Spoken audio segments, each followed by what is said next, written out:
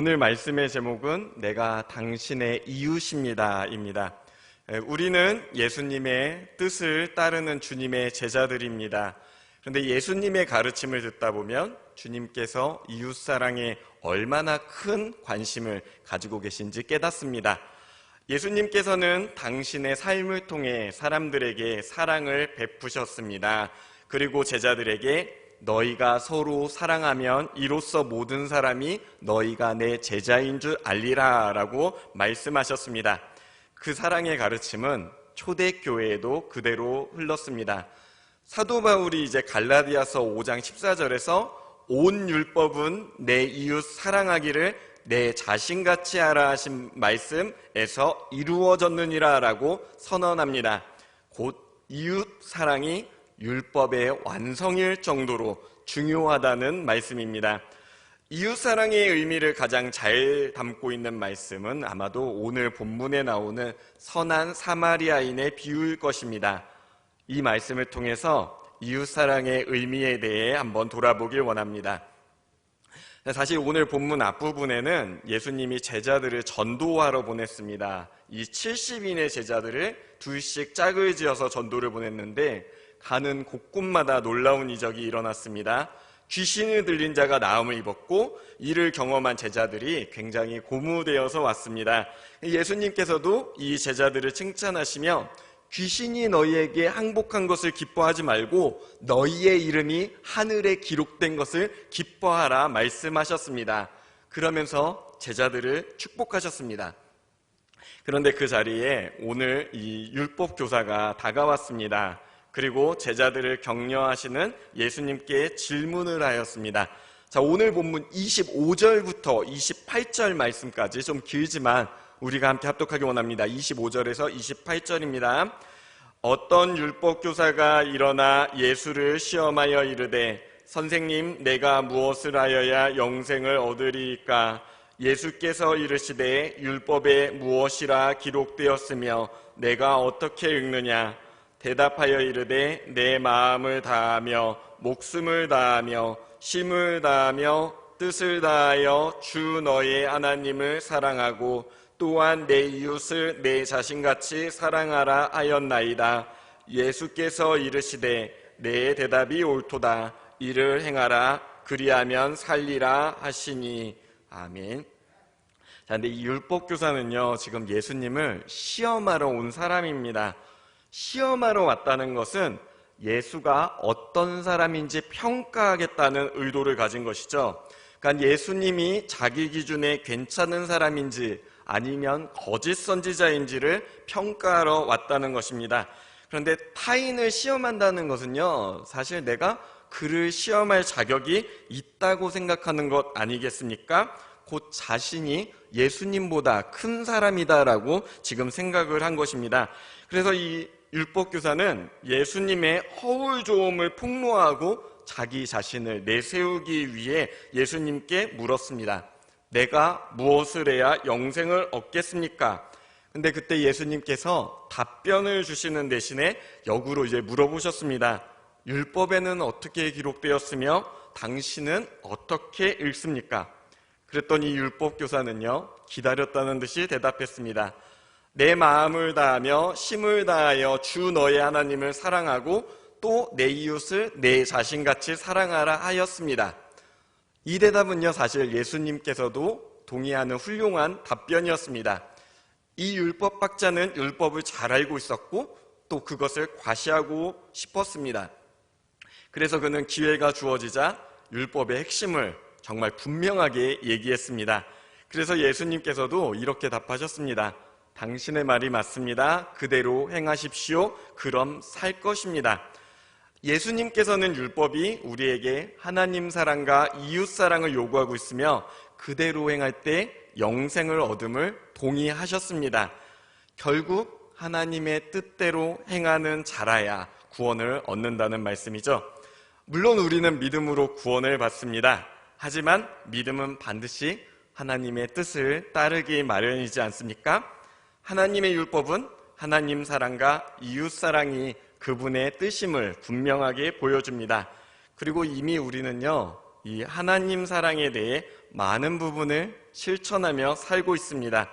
그것은 우리가 심과 맘과 정성을 다해 그분을 예배하는 삶을 살아야 하며, 더 나아가 삶에서도 하나님을 예배하는 예배자로 살아야 한다는 사실입니다.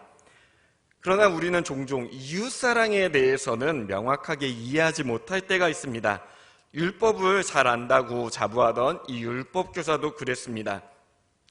29절을 보면 율법교사가 자기를 옳게 보이려고 예수님께 그러면 내 이웃이 누구니까? 라고 질문을 합니다.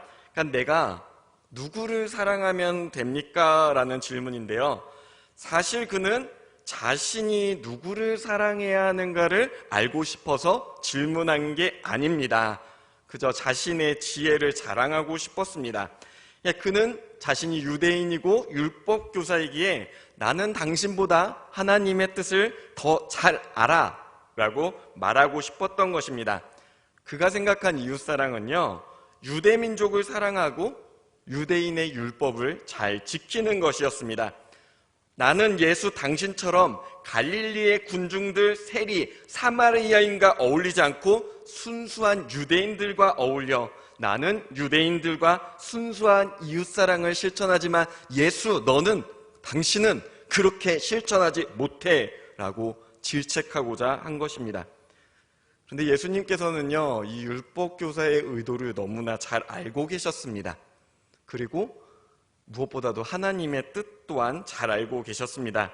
그래서 이 예수님께서는 율법교사가 생각하는 틀을 넘어서는 말씀을 하십니다. 우리가 익히 아는 사마리아인의 비유를 드신 것입니다. 자, 본문 30절에서 32절 말씀 함께 합독하시겠습니다. 예수께서 대답하여 이르시되 어떤 사람이 예루살렘에서 여리고로 내려가다가 강도를 만나매 강도들이 그 옷을 벗기고 때려 거의 죽은 것을 버리고 갔더라. 마침 한 제사장이 그 길로 내려가다가 그를 보고 피하여 지나가고 또 이와 같이 한 레위인도 그곳에 이르러 그를 보고 피하여 지나가되. 그러니까 지금 선한 사마리아인의 비유가 이렇습니다. 한 유대인이 이제 예루살렘에서 여리고로 내려가다가 강도를 만났습니다. 강도는 그의 물건을 강탈했고 옷을 빼앗았고 때려서 거의 죽을 지경에 놓였습니다. 강도들이 떠났을 때 이미 그의 모습은 죽은 사람처럼 보였습니다. 근데 마침 제사장도 예루살렘에서 여리고로 가는 길목을 지났습니다. 그래서 지나가다 보니까 이 강도 만난 자를 본 것이죠. 근데 아마도 이 강도 만난 자는 죽은 것이다 라고 생각을 했습니다. 그리고 레위기 21장에 보면요, 율법 말씀에 아론의 자손 제사장들은 말하여 이르라. 그의 백성 중에서 죽은 자를 만짐으로 말미암아 스스로를 더럽히지 말라라는 그런 말씀이 있습니다. 이것이 무슨 뜻입니까? 이 제사장이요, 백성들에게 시체를 만지는 것은 부정한 일이니 시체를 만지지 말라라고 교육을 시키는 그런 입장이라는 것입니다. 그런데 자기가 시체는 부정한 것이라 가르치면서 어찌 그 시체를 가까이 할 수 있겠습니까? 그러니까 제사장의 입장에서는 그가 확실히 죽었는지 아닌지 확실하진 않지만 그가 시체일지도 모르는데 굳이 가서 일을 번거롭게 만들고 싶지 않았습니다. 그리고 사실 이 지역은요, 당시에 도적들이 출몰하기로 또 유명한 길목이었습니다. 그래서 괜히 시간 지체하다가 위험을 겪고 싶지도 않았습니다.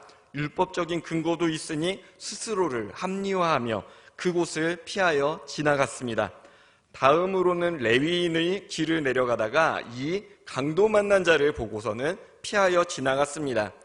여러분, 레위인이라면요, 하나님께서 이스라엘을 출애굽할 때 6월절의 장자는 다 내 것이다 라고 선언하시지 않았습니까?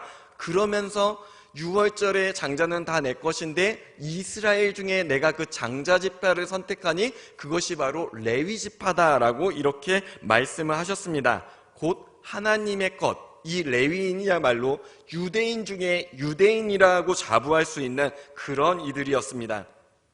그런데 그도요, 이 시체가 부정한 것을 알기 때문에 잘못 접촉하면 자신이 부정해질 것을 알았습니다. 그래서 이 레위인도 강도 만난 자를 그냥 지났습니다.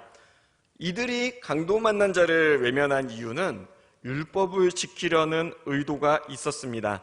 생명을 구원하는 일과 유대인의 정결을 지키는 이 아슬아슬한 경계에서요, 그들은 모험을 하고 싶지 않았던 것입니다. 사랑하는 성도 여러분, 성도님들은 어떤 이들을 우리의 이웃으로 보십니까? 누가 우리의 이웃인가요?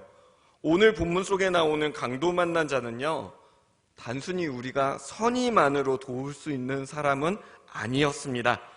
그는요, 돕고자 하는 우리를 난처하게 만들 수도 있는 사람입니다.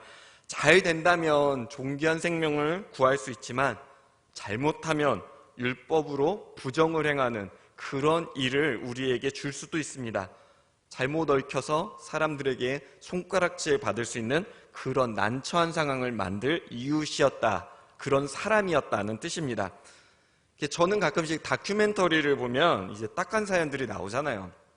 ARS 가끔씩 이제 전화도 좀 걸고 모금에는 한 1,000원, 2,000원 기부금이 나가지 않습니까?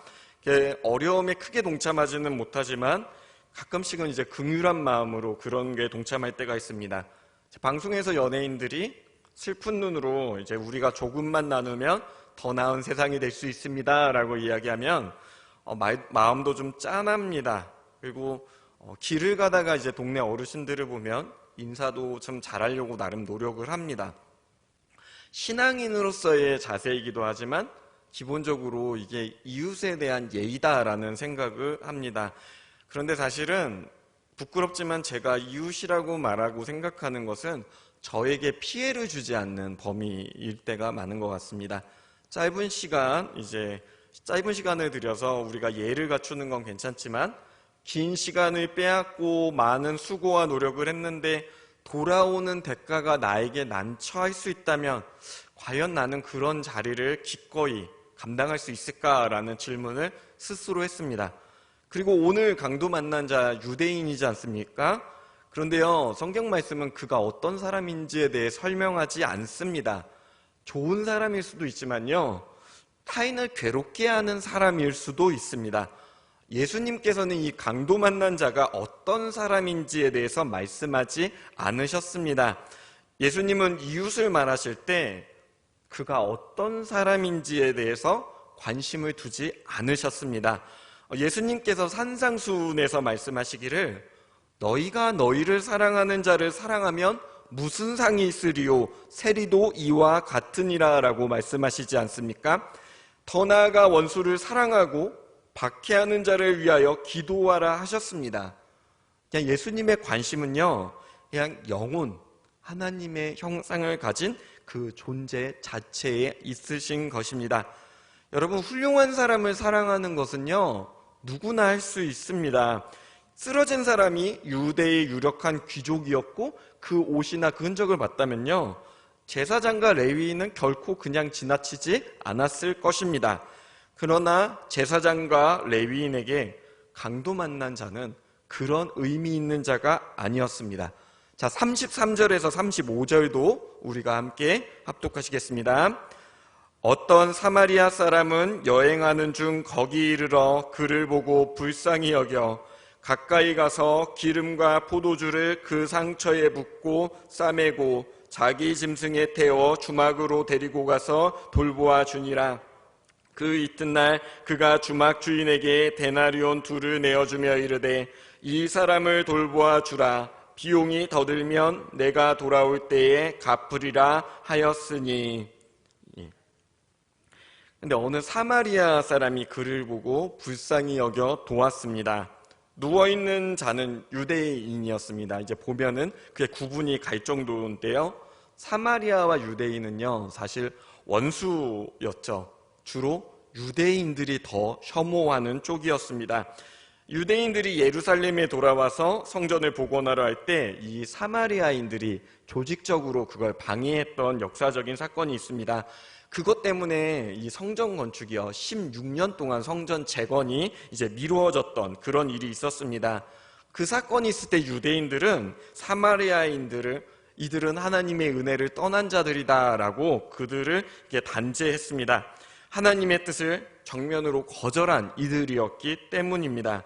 그런데 그 사마리아 족속 중 한 사람이요, 이 강도 만난 자를 보고 마음에 긍휼이 일었습니다. 시간을 들였고요, 돈을 들였고, 또 강도가 자주 출몰한다는 위험한 자리임에도 불구하고 그를 챙겨서 짐승에 태워 주막으로 데리고 갔습니다. 더 나아가 그를 이제 자신의 갈 길을 가면서 돌아올 때 추가 비용을 갚을 때니 그를 잘 돌보아 달라고 했습니다. 그러면서 지불한 돈 액수가요, 성경 말씀이니까 2데나리온입니다. 이 1데나리온이 하루 품삯이니까 2데나리온은 이제 이틀치 한 20만 원 정도 될 것입니다. 근데요, 사실요, 이 주막 주인 입장에서는요, 굉장히 불편합니다. 왜냐면요, 큰 돈을 좀 보여주면서 돌봐달라면 부자구나, 그래 내가 좀 돌봐야지 이럴 건데, 하루 품삯을 이틀씩 겨우 주면서 갔다 오면서 내가 갚을 테니까 살려주세요 이렇게 요청을 하는 것입니다. 정말로 어떻게 보면은 부탁하는 입장에서도 민망한 것이죠. 자, 이게 무엇을 말합니까? 그가 넉넉한 가운데 강도 만난 자를 도운 것이 아니라는 말입니다. 사마리아인은 자신도 넉넉하지 않은 가운데 강도 만난 유대인을 돌본 것입니다. 사랑하는 성도 여러분, 이웃을 돕는 것은 넉넉할 때, 여유 있을 때 하는 것이 아님을 기억하시길 소망합니다. 우리는 없는 중에도 십시일반으로 영혼을 사랑하며 그들을 위해 수고와 헌신을 행함이 옳습니다. 사랑은 생각이나 지식이나 계산이 아니라 실천입니다. 주의 자녀된 우리가 선행을 베푸는 것은 넉넉할 때, 여유 있을 때 하는 것이 아닙니다. 그냥 우리의 삶 가운데서도 십시일반으로 그를 하나님의 형상으로 돌보는 것입니다. 자, 36절에서 37절 말씀 합독하시겠습니다. 내 생각에는 이 세 사람 중에 누가 강도 만난 자의 이웃이 되겠느냐? 이르되 자비를 베푼 자니이다. 예수께서 이르시되 가서 너도 이와 같이 하라 하시니라. 아멘. 제가 서두에 이 율법교사가 유대인이고 그가 생각하는 이웃은 율법을 잘 지키는 유대인이다 라는 말씀을 드렸지 않습니까? 근데 사실요, 이 사람이 이 질문을 한 이유는 분명합니다.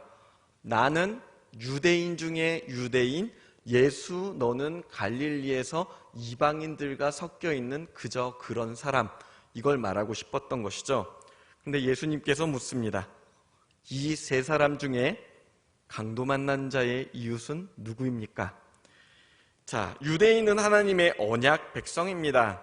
그 중에서도 제사장과 레위인은 하나님께서 특별히 이스라엘 민족의 장자로 세우셨다 해도 과언이 아닐 것입니다.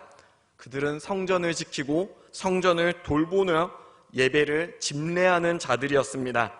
하나님을 사랑하고자 예배의 자리로 나올 때 그곳에서는 그들이 누구보다 하나님과 가까운 것처럼 보였습니다.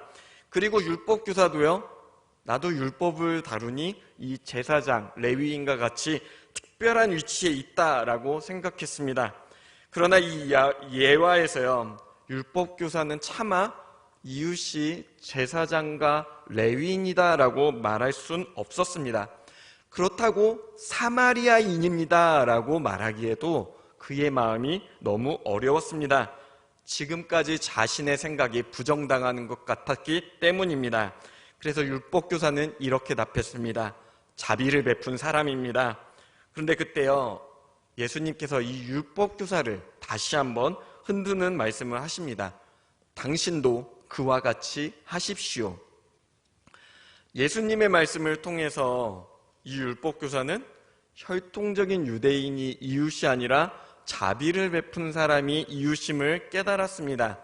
예수님은 그에게 당신도 그 사마리아인과 같이 행하라 하셨습니다. 만약 우리가 그 사람이 사마리아인과 같이 자비를 행한다면 하나님께서 당신에게 영생을 허락하실 것이라 말씀하신 것입니다. 자, 그런데 이것이 비단 율법교사에게만 주신 말씀일까요? 바로 교회를 섬기는 우리에게 주신 말씀이기도 합니다. 여러분, 하나님의 말씀을 들을 때 여전히 제 이웃이 누구입니까? 라는 질문이 남아 계십니까? 오늘 말씀을 이해했다면요, 이제 우리의 질문은 달라져야 합니다. 이제 우리는요, 누가 제 이웃입니까? 제가 누구를 사랑하면 됩니까? 라는 질문에서 주님, 제가 선한 사마리아인과 같이 연약한 자들의 이웃이 되어 주겠습니다 라는 선언으로 바뀌어야 합니다. 신앙은요, 우리의 이웃을 고르는 것이 아니라 무조건적인 사랑으로 연약한 자의 이웃이 되어주는 것입니다. 주님은 우리에게 율법교사처럼 이웃을 고르라 말씀하지 않으셨습니다. 오히려 우리에게 그 사마리아인과 같이 연약한 자에게 자비를 행하라 말씀하셨습니다. 사랑하는 성도 여러분, 우리가 예수님의 제자임을 고백하십니까? 예, 우리가 주님의 기도를 통해서 하나님의 나라가 이 땅에 이루어지기 위해 기도하고 수고해야 함을 배웠습니다. 예수님께서 이 땅에 오신 이후로 시작된 하나님의 나라, 우리는 그 나라를 전파하며 우리의 주님이신 예수님을 믿도록 그들을 초청해야 할 의무가 있습니다. 여러분들의 마음속에도 다 이 복음 증거의 의무가 있으실 것입니다. 사랑하는 성도 여러분, 여러분도 주님의 뜻대로 세상을 변화시키길 원하십니까? 복음을 증거하기 원하십니까? 이웃사랑을 실천하여 하나님의 뜻에 합당하게 살고 싶으십니까? 예, 그렇다면 여러분, 우리도 그 선한 사마리아인과 같이 자비를 행하면 됩니다. 상대방의 조건이나 환경을 재지 마시고 존재 자체를 하나님의 형상을 가진 하나님의 자녀로서 존귀하게 여겨주십시오. 하나님의 나라가 그곳에서 드러날 것입니다. 자, 말씀을 맺으려 합니다. 결국 예수님이요, 이웃사랑을 행할 때 내가 사랑을 베풀 이웃이 누구인가 이걸 선택하는 게 중요한 게 아니라 지금 내가 그의 이웃으로 살고 있는가, 이게 더 중요하다는 말씀을 주셨습니다. 누군가의 이웃이 된다는 것은요, 그에게 자비를 베푸는 것입니다. 근데 여러분, 헌신이 없이는 누군가에게 자비를 베풀 수 없습니다. 자비는 타인을 가엽게 여기는 마음에서 시작되지 않습니까? 근데 우리가요, 살면서 본전 생각하면 세상에 안 불쌍한 사람이 어딨어? 이런 생각이 들 수 있습니다. 그러나 이미 주님께서 우리에게 베푸신 사랑, 그것을 생각하면요, 우리도 그와 같이 이웃을 사랑할 수 있습니다. 왜냐하면 따지고 보면 우리 것은 하나도 없지 않습니까? 다 주님께서 허락하신 은혜입니다. 근데 주님께서 우리에게 은혜를 베푸신 까닭은요, 물론 첫 번째는 누리라는 것입니다. 그러나 누리고 또 나누라는 말씀도 있습니다. 오늘 말씀을 기억하며 우리가 세상 가운데서 이웃사랑을 실천할 때 하나님의 나라가 우리 가운데 한 걸음 더 다가올 것입니다. 예, 기도하시겠습니다.